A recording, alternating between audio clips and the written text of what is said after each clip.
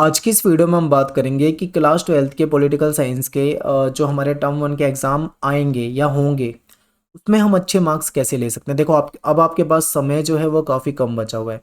Chapter की video मैंने पहले से बना रखी है, एमसीक्यू क्वेश्चन मैंने आपके सारे करा रखे हैं। हिंदी मीडियम वाले स्टूडेंट के लिए मैंने पूरा करवा रखा है और इंग्लिश मीडियम की भी हम पॉलिटिकल साइंस की जो एमसीक्यू की वीडियो बना रहे हैं वो भी 1-2 दिन में सिलेबस उसका पूरा हो जाएगा। ठीक है, तो अब आपको क्या करना है, ये जो वीडियो मैं बना रहा हूँ इस वीडियो को आपको कंप्लीट देखना है पूरा। ठीक है, बिल्कुल भी स्किप नहीं करना है, ताकि जरा सी भी कोई चीज़ अगर छूट जाती है तो हो सकता है वो पेपर में आपके लिए नुकसानदायक साबित हो। तो पूरा वीडियो को देखिए और समझिए। देखिए बच्चे, आप हो 2021-22 सेशन के स्टूडेंट। आपके जो एग्ज़ाम है पैटर्न जो है आपका बिल्कुल चेंज हो चुका है, आप सभी जानते हैं। आपका जो एग्ज़ाम है, देखो मैं यहाँ पे बात कर रहा हूँ सीबीएसई बोर्ड की। अगर आप किसी स्टेट बोर्ड से हो और आपके में कुछ और सिस्टम है तो मैं नहीं जानता उसके बारे में, बट मैं सीबीएसई के बारे में जानता हूँ तो मैं आपको सीबीएसई का बता रहा हूँ। ठीक है, सीबीएसई में क्या है, एग्ज़ाम जो होंगे वो 2 टर्म में होंगे। आप सभी जानते हैं कि आपका टर्म 1 का एग्ज़ाम होगा और टर्म 2 का होगा। ठीक है, टर्म 1 में आपके ज़्यादातर क्या है, एमसीक्यू हैं। तो एमसीक्यू हैं और भी कई सारे क्वेश्चन है, जैसे इसमें कार्टून के भी क्वेश्चन आएंगे, पैसेज में से भी क्वेश्चन आपके एमसीक्यू पूछे जाएंगे, कथन और कारण वाले भी पूछे जाएंगे और सीधा एमसीक्यू क्वेश्चन भी पूछे जाएंगे और फिल इन द ब्लैंक्स के रूप में भी आपसे एमसीक्यू क्वेश्चन पूछे जाएंगे। तो एमसीक्यू क्वेश्चन ही आपका पूरा फॉर्मेट, आपको लिखना वगैरह कुछ नहीं पड़ेगा पेपर में। आपके सामने क्वेश्चन होंगे और आंसर होंगे, बस आपको पहचानना होगा। ठीक है, यही चीज़ें आपके सामने है। तो देखा जाए तो ये एक तरह से आपके लिए सही भी है और कुछ चीज़ें देखी जाए तो इसमें गलत भी हो सकती है। गलत कहाँ पे हो जाएगा, गलत देखिए यहाँ पे हो जाएगा कि पहले क्या होता था कि कुछ बच्चे ऐसे होते थे जो पेपर के समय में पूरे साल नहीं पढ़ते थे, लेकिन लास्ट के 20-30 दिन पढ़ जाते थे और ठीक ठाक नंबर ले आते थे, 40-50-60% ले आते थे। उनके लिए काफ़ी होते थे। ठीक है, आसानी से मतलब हो जाते थे। कुछ बच्चे लास्ट के 1-1.5 महीना 2 महीना पढ़ के भी 60 से 70% ले आते थे, जो कि ज़्यादा दिक्कत नहीं आती थी इतनी लाने में। लेकिन जब से ये एमसीक्यू बेस्ड हो गया है ना आपका, टर्म 1 और टर्म 2 इस तरीके से हो गया, तो अब आपके लिए मार्क्स ला पाना उतना आसान नहीं होगा। क्यों नहीं होगा, आगे मैं आपको वीडियो में समझाता हूँ, ध्यान से देखिए समझिए। अब देखिए एक चीज़ ध्यान रखें, आपको पता होगा कि आप एग्ज़ाम देने जाएंगे तो आपका एग्ज़ाम का पैटर्न क्या होगा ये आपको पता पहले से होना चाहिए। पैटर्न कैसे पता लगेगा, उसके लिए जो सीबीएसई ने सैम्पल पेपर आपको दिए हैं, प्रोवाइड कराए हैं, आपको उसको पढ़ना है, अच्छे से समझना है। सैम्पल पेपर जो होते हैं सीबीएसई के, आप सभी जानते हैं, केवल और केवल इंग्लिश में होते हैं। बहुत सारे बच्चे ऐसे हैं जो हिंदी मीडियम के होते हैं और कहते हैं सर हिंदी में नहीं आते क्या। तो देखिए हिंदी में नहीं आते हैं सैम्पल पेपर, लेकिन हमने इंग्लिश में जो पॉलिटिकल साइंस का या हिस्ट्री का सैम्पल पेपर था उसको हिंदी में ट्रांसलेट कर दिया आपके लिए। ठीक है, और ट्रांसलेट करके उसकी वीडियो बना दिया ताकि जो हिंदी मीडियम वाले हैं उनको दिक्कत ना हो। इंग्लिश वालों को तो समझ में आ ही जाएगा, पर हिंदी वालों को भी समझ में आ जाएगा। अब देखिए इसके लिए मैंने क्या करा है, सैम्पल पेपर को 3 वीडियो बनाई है, पार्ट 1, पार्ट 2 और पार्ट 3। पूरा सैम्पल पेपर क्वेश्चन नंबर 1 से लेके क्वेश्चन नंबर 60 तक सारे क्वेश्चन आपको करके बताए हैं, बिल्कुल सॉल्यूशन समेत। अगर आपने वो वीडियो नहीं देखी तो सबसे पहले आप उन तीनों वीडियो को देखो, क्योंकि जब उन वीडियो को देखोगे तो आपको सैम्पल पेपर का पैटर्न पता लगेगा कि किस तरीके का पेपर आपका आएगा, तभी तो आप एग्जाम में अच्छे से कर पाओगे। तो इसके लिए आपको ये वीडियो देखनी है तीनों। अब बात करते हैं एमसीक्यू। अब देखिए बच्चे, एमसीक्यू से हो सकता है कुछ बच्चे बहुत खुश हों कि एमसीक्यू हो गए, अब सही है। हो सकता है कुछ बच्चे से दुखी हों। ठीक है, तो यहाँ पे एमसीक्यू के आपको कुछ फायदे भी हुए और एमसीक्यू के आपके कुछ नुकसान भी है। फायदे क्या है आप ये देखिए, इसमें क्या है, आपको मेहनत कम लगेगी। क्वेश्चन आपके सामने होगा, ऑप्शन भी आपके सामने होगा, बस आपको ऑप्शन को पहचानना है और आपको सही आंसर वहाँ पे मिल जाएगा। आपको सही आंसर दे देना है, आपको ज़्यादा लिखना नहीं है, फालतू के झमेले में पॉइंट नहीं सोचने हैं, दुनिया भर की चीज़ें। प्रेजेंटेशन कैसे दें, मतलब कैसे प्रेजेंट करें, लिखने वाले पेपर में तो बहुत सारी चीज़ें सोचते हैं ना, वो कुछ भी नहीं सोचना। सीधा सीधा क्वेश्चन है, उसके आंसर भी आपके सामने, बस पहचानना है और करना है, ये दिक्कत है। ठीक है, अब यहाँ पे दिक्कत क्या आएगी ये समझो। मैंने आपको बताया था कि कुछ बच्चे ऐसे होते हैं जो कि लास्ट के 30 से 40 दिन पढ़ लेते हैं और अच्छे नंबर ले आते हैं। लिखने वाला पेपर है तो वहाँ पे तो ये चल जाता है, क्योंकि देखो मान लो कोई क्वेश्चन 4 नंबर का है, किसी बच्चे को 2 पॉइंट आते हैं ठीक ठाक, उसने 2 पॉइंट लिख दिए, 2 पॉइंट बनाकर लिख दिए। अब क्या होता है भाई, टीचर के पास गुंजाइश होती है, वो चाहे अगर तो उसको 2 नंबर भी दे सकता है, चाहे तो 3 भी दे सकता है, चाहे तो 3.5 भी दे सकता है, चाहे तो 4 भी दे सकता है। अब वो टीचर चेक करने वाले पे डिपेंड करता है, क्योंकि यहाँ पे मार्क्स दिए जा सकते हैं। अब यही सोचो कि अगर मान लो आपका लिखने वाला पेपर नहीं है, आपका एमसीक्यू वाले पेपर है। अब क्या होगा, आपने एक क्वेश्चन है, उसके 4 ऑप्शन है, आपको पता है 4 में से एक ही सही होगा। अब आपने उस सही को नहीं लगाया, आपने किसी और आंसर को लगा दिया। अब ऐसे में टीचर आपको चाहकर भी नंबर नहीं दे सकता। क्यों, आप समझते हैं, क्योंकि आपने तो गलत आंसर लगाया। यानी कि एमसीक्यू बिल्कुल आर पार वाली लड़ाई है। अगर आता है तो कर दिया आपने तो सही मार्क्स मिल जाएंगे, और नहीं आता तो आपको मार्क्स उस क्वेश्चन के नहीं मिलेंगे। लेकिन लिखने वाले पेपर में क्या होता था, जब डिस्क्रिप्टिव होता था आप लिखते थे, वहाँ पे एक गुंजाइश हो जाती थी कि भाई अगर आपने एक दो पॉइंट गलत भी लिख दिया या आंसर ज़्यादा अच्छे से भी एक्सप्लेन नहीं करा तो टीचर आपको फिर भी मार्क्स दे देते थे। और 30-40 दिन वाले जो पढ़ने वाले हैं लास्ट टाइम के, वो भी अच्छे मार्क्स ले जाते थे। लेकिन अब ये बच्चे एमसीक्यू की वजह से अच्छे से नहीं ले पाएंगे, ठीक है, मार्क्स। अब यहाँ पे एक चीज़ और इम्पोर्टेंट है, इंपॉर्टेंट बात ये है कि एमसीक्यू जो है वो काफ़ी डीप आपसे पूछे जा सकते हैं पेपर में। और ये क्या होगा, बिल्कुल एनसीईआरटी बेस्ड होगा आपका। एनसीईआरटी में से अब जिसने एनसीईआरटी को डीपली बिल्कुल पढ़ा होगा, एनसीईआरटी को समझा होगा, वो तो भाई हार्ड क्वेश्चन को भी आराम से कर देगा एमसीक्यू को।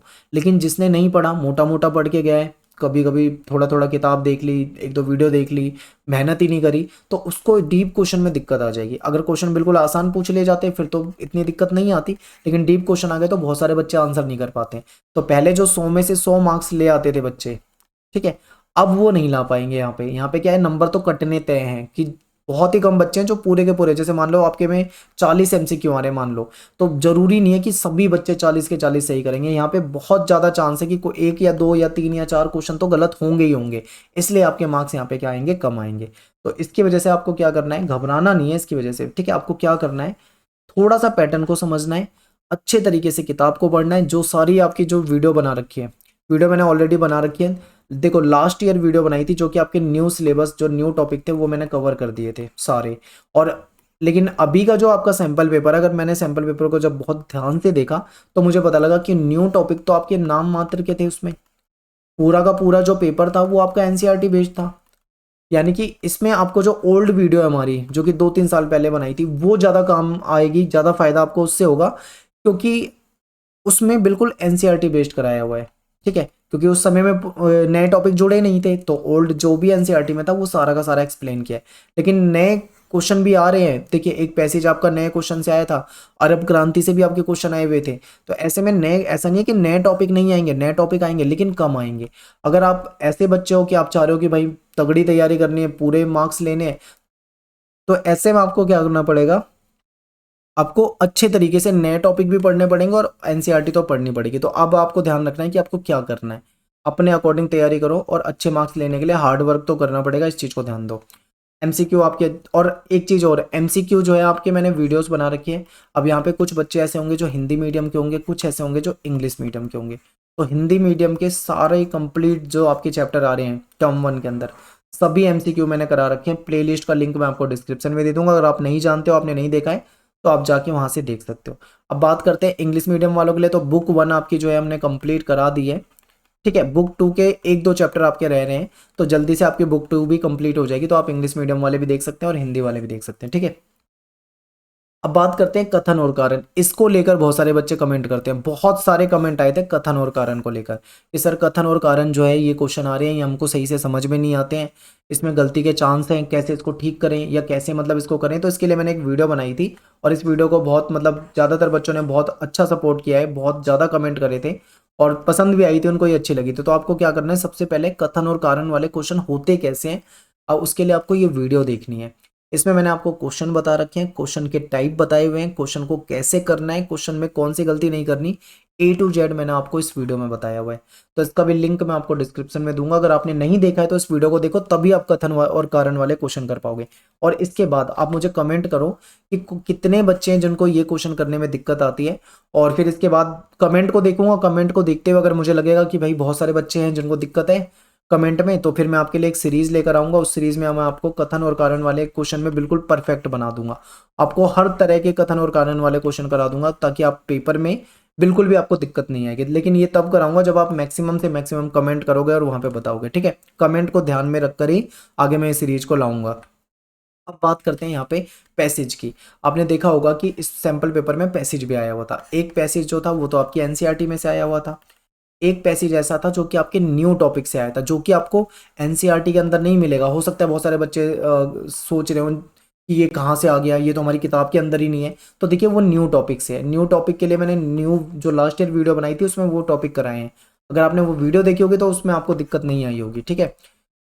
लेकिन जिसने नहीं देखी होगी, जिसे नहीं पता होगा, उसको दिक्कत आ सकती है। अब एनसीईआरटी के लिए क्या करना है, आपको एनसीईआरटी बहुत डीप पढ़ना है, और पैसेज की भी मैं एक सीरीज़ लेकर आऊँगा। अगर आप मुझे कमेंट करते हैं, मैक्सिमम से मैक्सिमम कमेंट करो और आप मुझे बताओ कि अगर आपको पैसेज में दिक्कत आ रही है या कोई समस्या आ रही है, तो मैं आपको चैप्टर वाइज पैसेज के क्वेश्चन बनाऊंगा और मेहनत करके काफ़ी एनसीईआरटी डीप एकदम पढ़ के उसमें से अच्छे से पैसेज लेकर आपको उसमें क्वेश्चन निकाल कर बनाकर एमसीक्यू टाइप में देकर सारा करा दूंगा। लेकिन इसके लिए क्या करना है आपको बता दिया, सीधा सीधा कमेंट करके बताना है, ठीक है।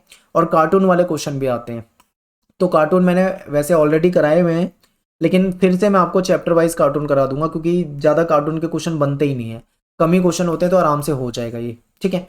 तो अब यहाँ पे देखिए बात कर लेते हैं कि आपको नंबर कैसे लाने हैं। तो नंबर लाने के लिए आपको क्या करना पड़ेगा, सबसे ज़्यादा एनसीईआरटी पे फोकस करना पड़ेगा और जो न्यू टॉपिक है उसको भी पढ़ के जाना पड़ेगा। हालांकि न्यू टॉपिक से ज़्यादा क्वेश्चन नहीं थे, लेकिन फिर भी मान लो 4 नंबर का या 6 नंबर का या 10 नंबर के क्वेश्चन न्यू टॉपिक से आ रहे हैं, तो आपको ये बिल्कुल तैयार होने चाहिए, ठीक है। और कार्टून आपको जितने भी आपकी एनसीईआरटी में चैप्टर में है, वो आपको कार्टून का मतलब पता होना चाहिए क्योंकि कार्टून से आपके क्वेश्चन आ रहे हैं।